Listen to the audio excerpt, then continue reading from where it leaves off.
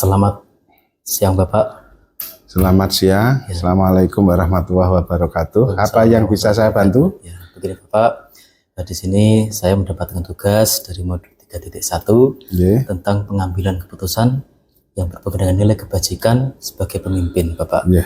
Jadi hari ini terima kasih kepada Bapak telah berkenan untuk memberikan waktu kepada saya melakukan wawancara kepada Bapak, di mana bagaimana Bapak nanti sebagai pimpinan di SMP Negeri 1 Karangrejo mengambil sebuah keputusan dalam kasus-kasus, terutama kasus dilema etika, begitu Bapak. Nah, di sini ada 8 pertanyaan Bapak nanti yang akan ada panduan dari modul 3.1. Nah, yang pertama Bapak, ini selama Bapak berada di SMP Negeri 1 Karangrejo, bagaimana Bapak dapat mengidentifikasi kasus-kasus yang merupakan dilema etika atau bujukan moral, dalam hal ini lebih mengarah ke dilema etika yang ada di sekolah Bapak, seperti itu Pak. Terima kasih Pak Ledi. Saya ucapkan selamat untuk terus belajar selama masih menempuh di guru penggerak. Untuk pertanyaan Pak Ledi, yang perlu kita jelaskan dulu adalah ada 2, yaitu berarti pengertian dari dilema etika dan bujukan moral.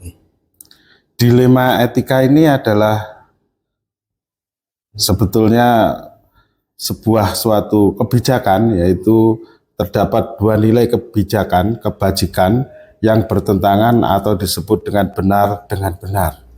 Ini nanti bagaimanakah sebuah kebijakan atau keputusan kepala sekolah terhadap dilema etika. Dan yang kedua adalah sebuah kebijakan, keputusan yang berkaitan dengan benar atau salah.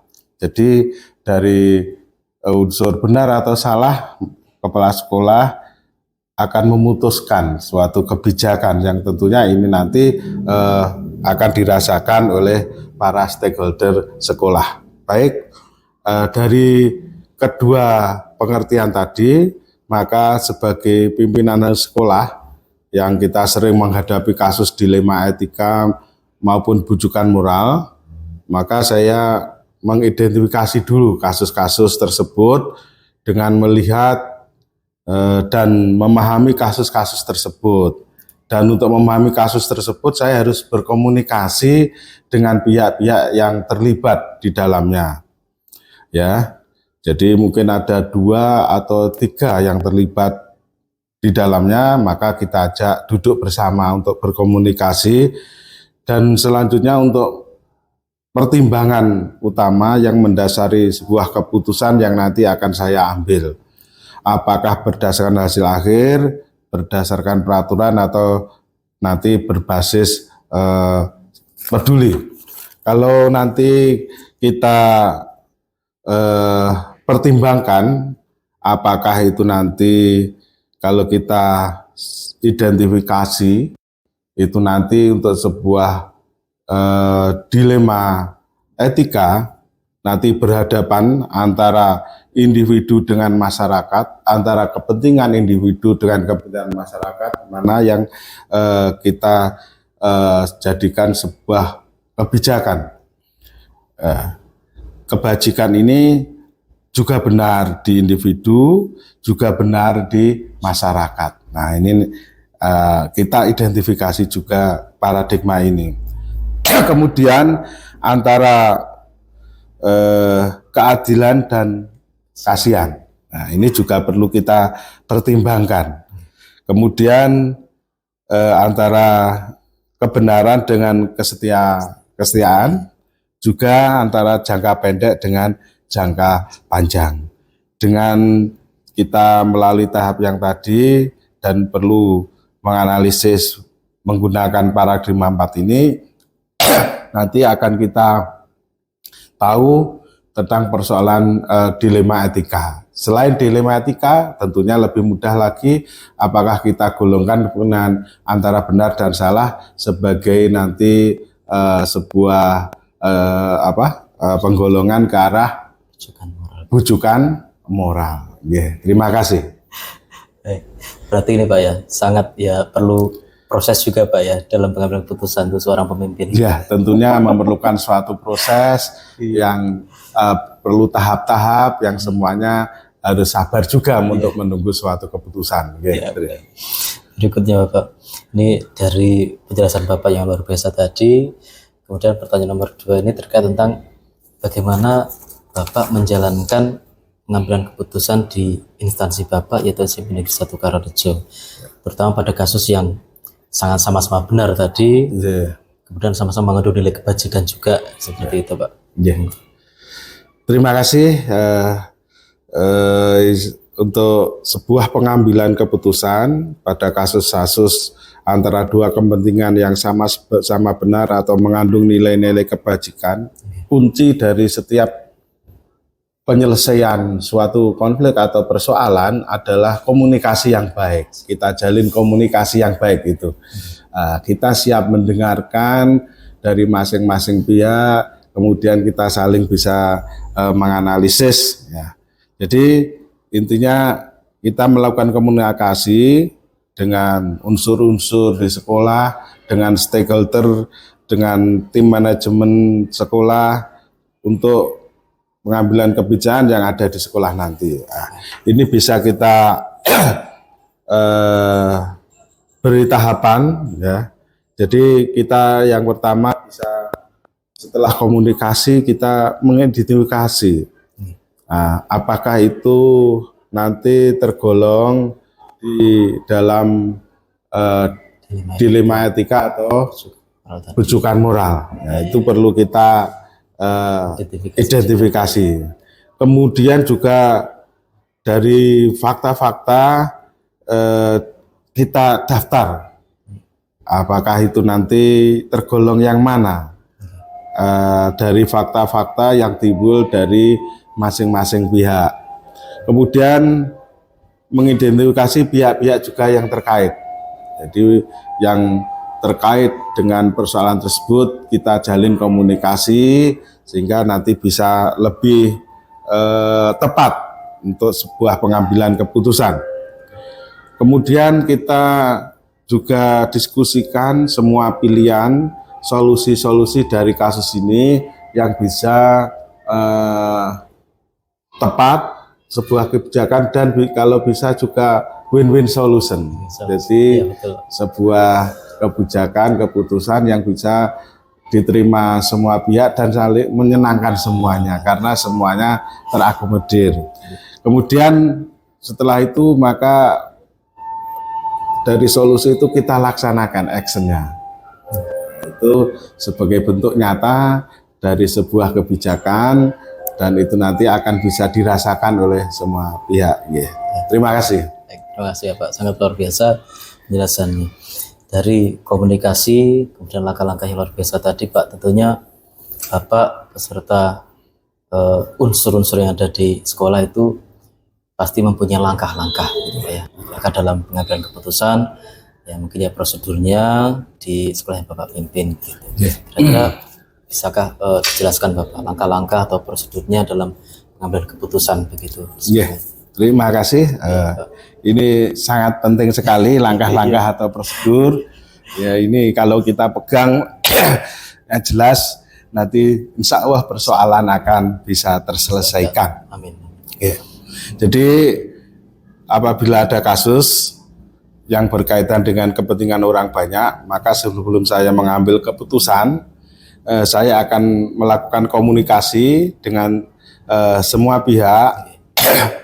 Dengan stakeholder, dengan tim manajemen, dimintai pertimbangan juga dengan berbagai pihak terkait yang berkaitan dengan hal tersebut, diadakan suatu pertemuan, diskusi dalam rapat yang kecil, misalnya begitu, dan tentunya keputusan yang akan kita ambil nantinya berdasarkan pada hasil akhir, berdasarkan aturan, atau berbasis rasa peduli. Jadi begitu. Kalau langkah-langkahnya cukup banyak. Ya, yang pertama paling tidak kita ada 9 langkah. Itu maksimal insya Allah bisa ada suatu solusi dari langkah-langkah tersebut. Yang pertama adalah mengenali nilai-nilai yang saling bertentangan. Nilai-nilai kita analisis, itu nanti apakah dengan akan tergolong dilema etika ataukah pada rujukan moral dan fakta-fakta yang tadi. Kemudian menentukan siapa yang terlibat dalam situasi ini. Ya, ini lebih panjang lagi. Kemudian mengumpulkan fakta-fakta yang relevan dengan situasi ini. Kemudian pengujian benar atau salah. Kemudian yang kelima, pengujian paradigma benar lawan benar. Yang keenam, melakukan prinsip resolusi. Yang ketujuh, investigasi opsi trilema.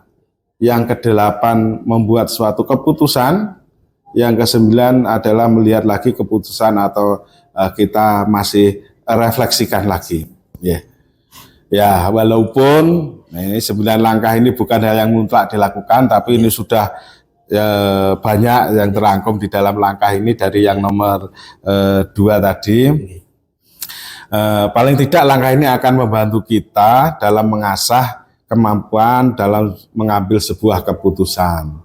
Walau pada akhirnya apapun keputusan kita ambil harus memperhatikan nilai kebajikan, dapat dipertanggungjawabkan dengan konsekuensi dan aturan yang kita tetapkan. Tuh. Sangat panjang sekali prosesnya Pak ya, langkah-langkahnya mengambil keputusan sebagai pemimpin. Ya, itu 9 langkah ini menyeluruh lebih lengkap, sempurna lagi. Baik Pak. Nah, terima kasih atas uraian langkah-langkahnya tadi yang 9 dan sangat lengkap menurut saya. Kemudian Pak, dari 9 langkah dan setelah itu tentunya Bapak mungkin bisa ada yang dianggap efektif begitu Pak ya, dalam pengambilan keputusan dari langkahnya, komunikasinya. Itu mungkin ada hal yang efektif dalam pengambilan bersama unsur-unsur yang ada di sekolah terkait kasus-kasus tersebut. Seperti itu. Terima kasih.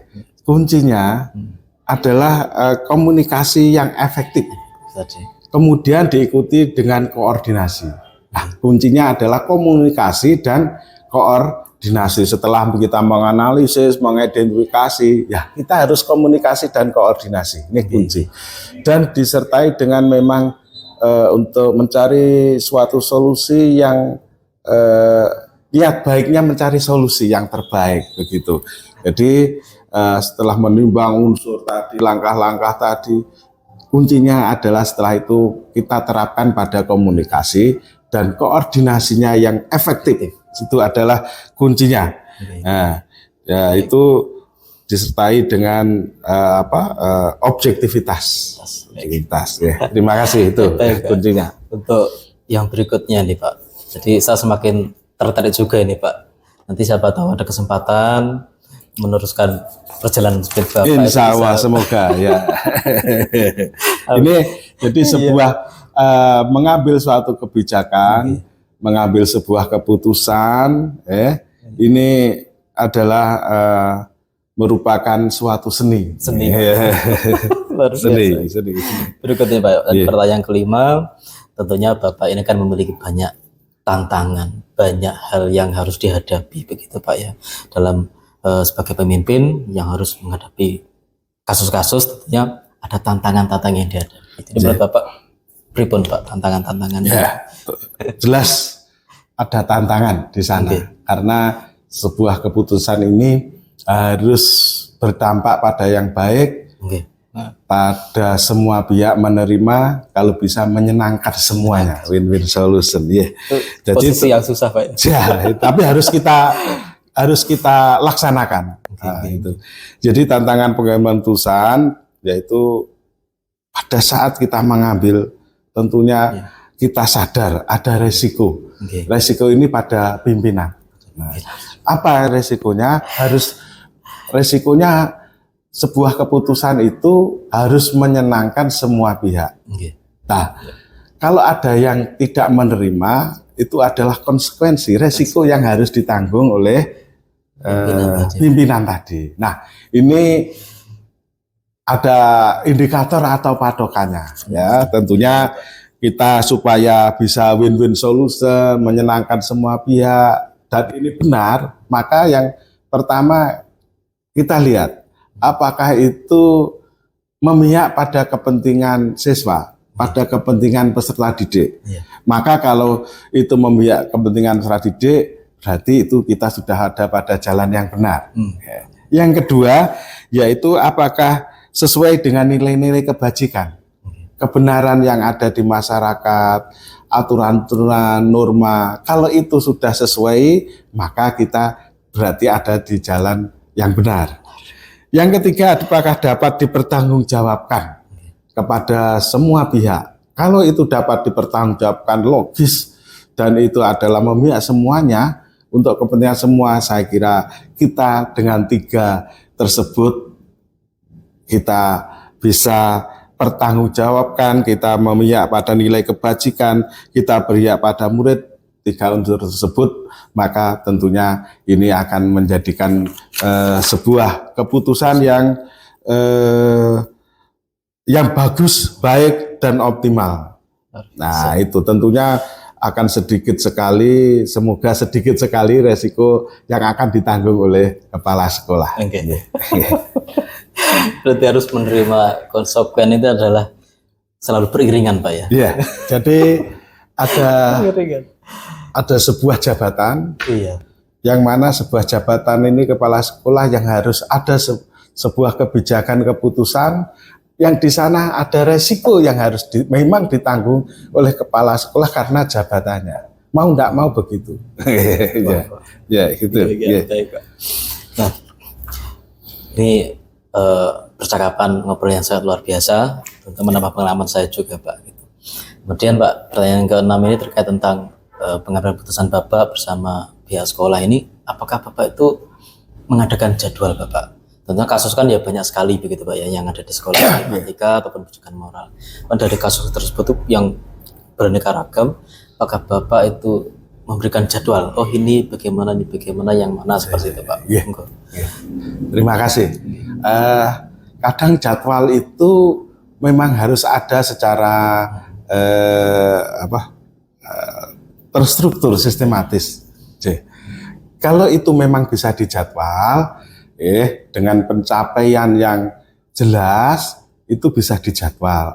Artinya jika persoalan ini kita pertimbangkan tidak urgen untuk cepat diselesaikan, tidak harus secepatnya untuk masyarakat atau siswa menunggu, maka itu bisa kita jadwal dengan agak longgar. Namun kadang-kadang suatu persoalan itu harus diselesaikan dengan cepat, dengan gerak cepat, karena kita harus berkomunikasi dengan berbagai pihak yang terkait, dengan berbagai unsur persoalan. Nah, itu kita lihat juga dengan apakah persoalan itu besar atau kecil, kemudian cukup harus cepat untuk penyelesaian. Nah, itu mungkin kita secara jadwal untuk waktu itu mungkin kita tidak perlu, tapi tahapan untuk menyelesaikan yang tadi saya ungkapkan itu harus cepat dilalui. Nah, tetap harus dilalui, walaupun tidak terjadwal hari ini, tapi malah itu kalau yang cepat harus segera terselesaikan. Semua tahapan, 9 langkah tadi harus cepat kita lalui juga. Nah, intinya begitu, tergantung dari situasi kondisi, tergantung dari persoalan, kebijakan yang harus cepat kita ambil, dan itu menyangkut pada masyarakat banyak atau tidak juga, persoalan besar atau kecil dan sebagainya. Ya, begitu. Lanjut nomor 7, monggo. Alhamdulillah. Semakin menarik. Baik, Bapak. Dari sekian panjang lebar cerita Bapak dan juga kebijakan Bapak seperti itu, tentunya ada banyak orang di sekeliling Bapak, gitu Pak ya, yang membantu Bapak seperti itu. Kira-kira siapa saja Pak, seorang atau faktor-faktor dari sekeliling Bapak seperti itu yang bisa mempermudah, membantu Bapak dalam mengambil sebuah keputusan tentang kasus tersebut. Terima kasih. Memang tidak kita pungkiri, kita itu harus bekerja sama. Sebuah keputusan apabila hasil dari pemikiran berbagai pihak, sumbangan pemikiran berbagai pihak, tentunya ini lebih matang dan ini lebih diterima nantinya oleh masyarakat atau yang terkait. Ya, tentunya ini memang ada yang mempermudah tentunya kita mengambil keputusan karena kita adalah sebuah teamwork atau kita perlu kerjasama kita yang ada di dalam lembaga ini, dari stakeholder atau komite bisa kita mintai pertimbangan dari guru, dari karyawan, bahkan mungkin dari guru senior atau staf atau mungkin bahkan siswa. Oh begitu. Ya, itu masukan dari siswa mungkin kita tidak tidak dikesampingkan, tetap tidak biasanya kan kita tidak mengambil dari sudut pandang siswa. Ternyata mungkin dari sudut pandang siswa ada sesuatu hal yang dari siswa tersebut, pandangan siswa itu ternyata sangat berguna kita dalam menentukan suatu kebijakan. Ya, jadi intinya kita mengambil sebuah keputusan lebih baik adalah merupakan kerjasama dari berbagai pihak, masukan berbagai pihak sehingga memudahkan kita mengambil keputusan. Terima kasih. Semakin menarik Pak sebetulnya pembahasan hari ini seperti itu. Tapi ini ternyata kita harus pada peran terakhir Pak. Begitu Pak. Dari perjalanan Bapak, kemudian apa yang sudah disampaikan Bapak panjang lebar tadi, 9 langkah dan juga ada timnya yang mana-mana harus diajak untuk berkomunikasi mengenai keputusan dari pengalaman Bapak tersebut. Apa yang kira-kira Bapak bisa petik gitu Pak dalam pengalaman yang banyak sekali, yang panjang sekali itu dalam mengambil keputusan atau setelah mengambil keputusan tersebut Bapak? Selama menjadi kepala sekolah ini 10 tahun kurang lebih, mungkin lebih. Jadi sekolah-sekolah yang masalahnya masing-masing juga Pak. Setiap sekolah akan mempunyai persoalan tersendiri karena unsur manajemennya juga itu lain-lain sebagai sumber daya pendukungnya. Setiap sekolahan ada keunggulan, ada kelebihannya yang nanti akan menimbulkan persoalan, konflik yang kita harus membuat suatu keputusan kebijakan tersendiri. Saya menjadi lebih memahami karakter masing-masing orang-orang, teman-teman kita dalam bekerja. Kita bisa tahu bagaimana setelah tahu menghadapi karakter masing-masing, bagaimana cara menghadapinya. Kemudian kita bisa lebih tahu tentang kebutuhan dari orang karena kita tahu yang menjadi persoalan dari orang tersebut. Maunya bagaimana? Nah, kebutuhannya bagaimana? Kita penuhi, selesai. Nah, berarti mirip ke coaching Pak ya? Bisa. Lebih ke situ Pak ya? Bisa, tekniknya bisa coaching. Nah, itu bisa itu. Kemudian yang paling untuk diri pribadi, maka kita bisa mengenal diri kita pribadi lebih dalam lagi. Karena di dalam mengambil keputusan tidak boleh ada kepentingan pribadi. Kepentingan pribadi kita kesampingkan, kepentingan golongan yang memihak golongan kita kesampingkan. Kita ke arah kepentingan umum, kepentingan siswa pada khususnya. Itu adalah puncak dari kita setelah mengambil keputusan kebijakan yang bisa diterima semua pihak. Ada rasa puas, karena kita bisa memberikan hal yang terbaik pada masyarakat, pada siswa peserta didik kita. Terima kasih. Terima kasih ya Pak. Sangat luar biasa sekali penjelasan dari Bapak terkait kebijakan sampai pengambilan keputusan. Tentunya saya juga ingin menambah waktu lagi untuk banyak berkomunikasi dengan Bapak, bisa saya ambil dari perjalanan Bapak juga. Tapi sayangnya kita harus berpisah dulu Pak, karena Bapak mungkin ada kebutuhan yang lain, keperluan yang lain, dan terima kasih atas waktunya Bapak sudah membantu saya dalam kegiatan modul 3.1 ini Pak. Terima kasih, lain waktu kita sambung lagi. Terima kasih ya Pak. Baik, alhamdulillah.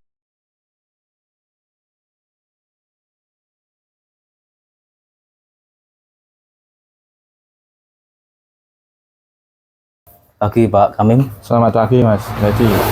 Mohon maaf Pak, hari ini saya mengganggu waktu Bapak.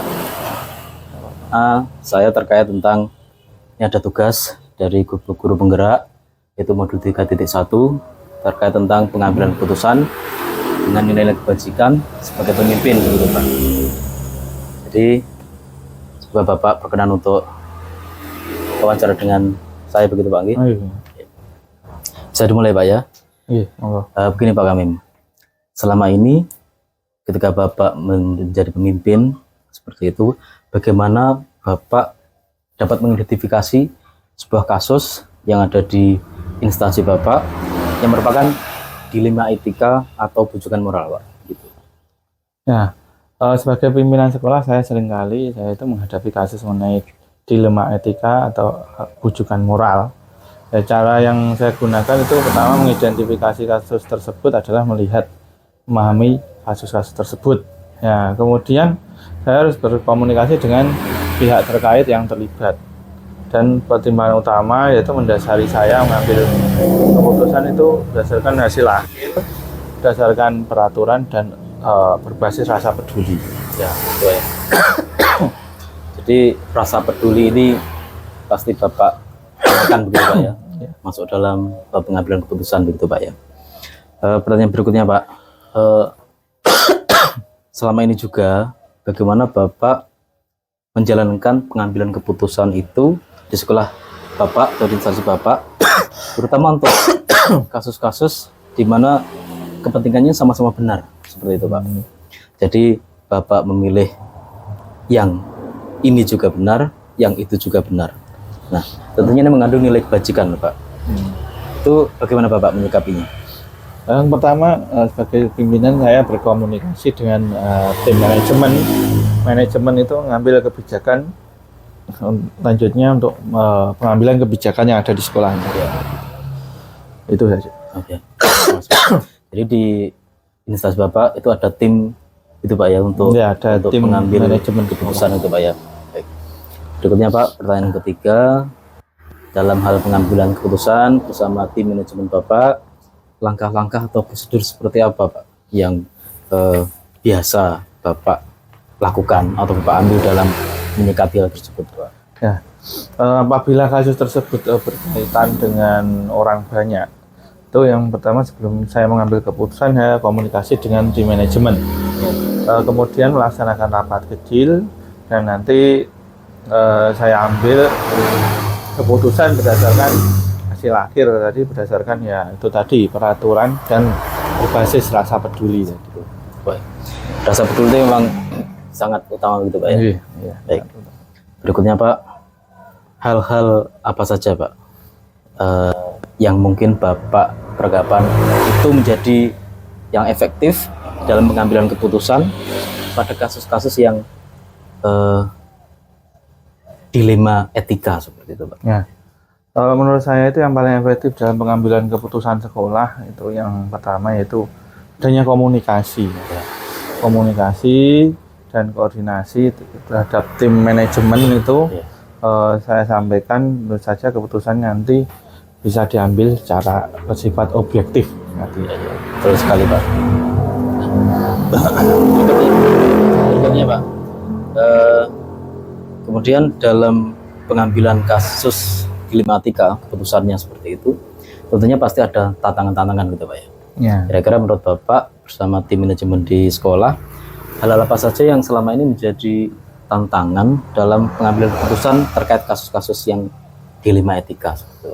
Ya, tantangan dalam pengambilan keputusan itu adalah ya pada saat keputusan itu saya ambil, karena tentunya risikonya itu ada di pimpinan. Ya, tetap ada risikonya Pak ya? Tetap ada risikonya nanti di pimpinan. Iya, betul sekali. Oke. Apakah Bapak memiliki jadwal tertentu begitu Pak ya terkait tentang penyelesaian sebuah kasus di sekolah, entah terkait tentang siswa ataupun guru, tentang dilema etika seperti itu? Apakah Bapak kemudian menyelesaikannya itu langsung di tempat saat itu juga, ataukah ada jadwal tersendiri kemudian membentuk ada bentuknya atau prosedurnya bagaimana seperti menurut Bapak? Kalau jadwalnya itu tidak ada, itu tergantung nanti keputusan yang saya ambil itu membutuhkan waktu yang cepat ya, atau kasus itu harus diselesaikan segera, atau mungkin butuh waktu yang lama. Itu gantung dari kasusnya. Oh iya iya begitu. Baik Pak. Di samping ada tantangan, tentunya kan Bapak bersama tim manajemen sekolah itu pasti ada hal-hal yang bisa mempermudah begitu Pak ya dalam pengambilan keputusan. Kira-kira faktor apa saja Pak yang selama ini membantu Bapak bersama tim manajemen yang bisa mempermudah dalam pengambilan keputusan kasus-kasus yang terkait dengan dilema etika? Kalau dikatakan mudah itu pengambilan keputusan tidak ada yang mudah. Iya. Itu yang pertama itu perlu pertimbangan, ada hati nurani, tugas, dan juga yang paling penting itu ada rasa sosialnya. Ya begitu Pak ya. Ya berarti lutut sekali Pak ya. Begitu Bapak bersama tim manajemen dalam pengambilan keputusan sangat lutut dan sangat luar biasa. Itu ada, paling penting perlu ada komunikasi. Iya betul sekali. Nah yang terakhir Bapak, dari panjang lebar kita wawancara, kira-kira hal apa yang bisa Bapak petik itu dari pengalaman Bapak selama ini dalam pengambilan keputusan terkait tentang kasus-kasus dilema etika di instansi Bapak? Ya. Selama ini saya bisa pertama itu bisa memahami karakter masing-masing orang ya. Kemudian bagaimana kalau sudah tahu karakter, bagaimana kita bisa tahu cara menghadapi masing-masing orang yang berbeda-beda karakter. Itu Mas. Ya, oke Bapak, terima kasih atas waktunya. Kita sudah panjang lebar ngobrol tentang bagaimana cara Bapak bersama tim manajemen dalam pengambilan keputusan. Kita sangat salut sekali dengan Bapak dalam kepemimpinan Bapak dalam di instansi Bapak tersebut. Mungkin Bapak terima kasih banyak atas waktunya, telah mengganggu. Ya. Mungkin lain waktu kalau misalkan saya saya membutuhkan konsultasi, masih ada waktu Pak ya? Masih ada waktu. Baik, terima kasih Bapak. Terima kasih.